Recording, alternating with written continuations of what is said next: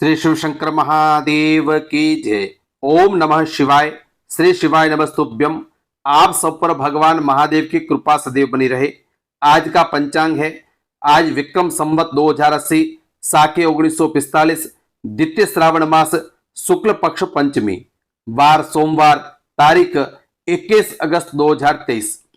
आज का चंद्रमा है, शाम को 5:31 तक कन्या का चंद्रमा रहेगा, उसके बाद में तुला का चंद्रमा रहेगा। आज नक्षत्र है चित्रा, योग है शुभ। आज के त्योहार कौन कौन से हैं? आज पहला तो महादेव का श्रावण का सोमवार है। दूसरा, आज से ही मनसा वाचा व्रत कथा शुरू हो रही है। तीसरा, आज नाग पंचमी भी है। आज शुक्र बालत्व समाप्त हो रहा है। अब बात करते हैं आज के सौगड़ियों की। सुबह 6:17 से 7:53 तक अमृत वेला रहेगी, अमृत का चौगड़िया रहेगा। दिन को 9:29 से 11:05 तक शुभ का चौगड़िया रहेगा। दोपहर में 12:16 से 1:07 तक अभिजीत मुहूर्त रहेगा।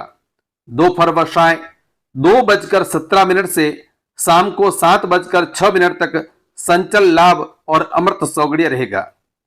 अब राहु काल कब रहेगा? राहु काल प्रातः 7:30 से और 9 बजे तक राहु काल रहेगा। राहु काल में कोई भी शुभ कार्य नहीं होते हैं। अब कल की कथा में था कि महादेव के चौथे ज्योतिर्लिंग ओमकारेश्वर और अमलेश्वर महादेव की कथा। आज पंचम यानी 5वां ज्योतिर्लिंग केदारेश्वर ज्योतिर्लिंग की आविर्भाव की कथा और उसके महात्म्य का वर्णन। अब आगे कथा है।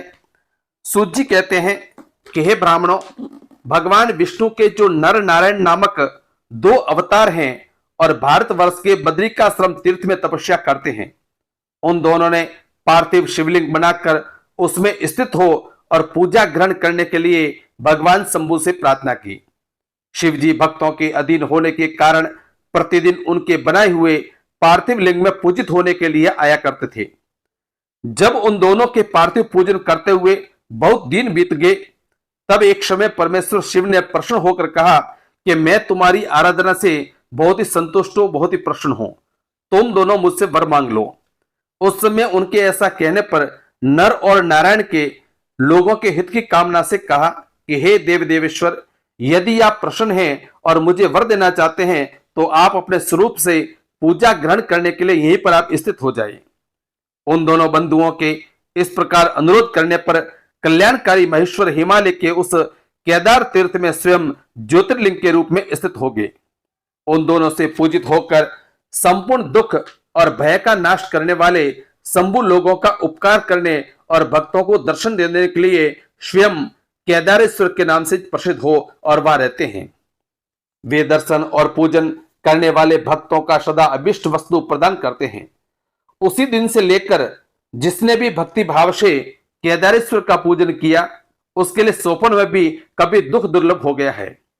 जो भगवान का शिव का प्रिय भक्त वहां शिवलिंग के निकट शिव के रूप में अंकित वलय यानी गोल गोल आकार वाला कंकण या कड़ा चढ़ाता है, वह उस वलय युक्त स्वरूप का दर्शन करके समस्त पापों से मुक्त हो जाता है, साथ ही जीवन मुक्त भी हो जाता है।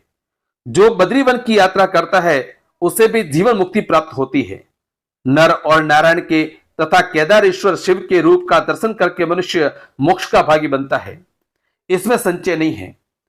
केदारेश्वर में भक्ति रखने वाले जो पुरुष वहां की यात्रा आरंभ करके उनके पास तक पहुंचने के पहले ही मार्ग में अगर मर जाते हैं, वे भी मोक्ष पा जाते हैं। इसमें विचार करने की कोई आवश्यकता नहीं है। केदार तीर्थ में पहुंचकर वहां प्रेम पूर्वक केदारेश्वर की पूजा करके वहां का जल पी लेने के पश्चात मनुष्य का फिर कभी जन्म नहीं होता है। हे ब्राह्मणों, इस भारतवर्ष में संपूर्ण जीवों को भक्ति भाव से भगवान नर और नारायण तथा केदारेश्वर शंभु की पूजा करनी चाहिए।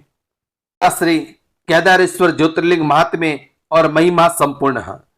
आज आपको ये वीडियो और कथा कैसी लगी कमेंट करके बताएं।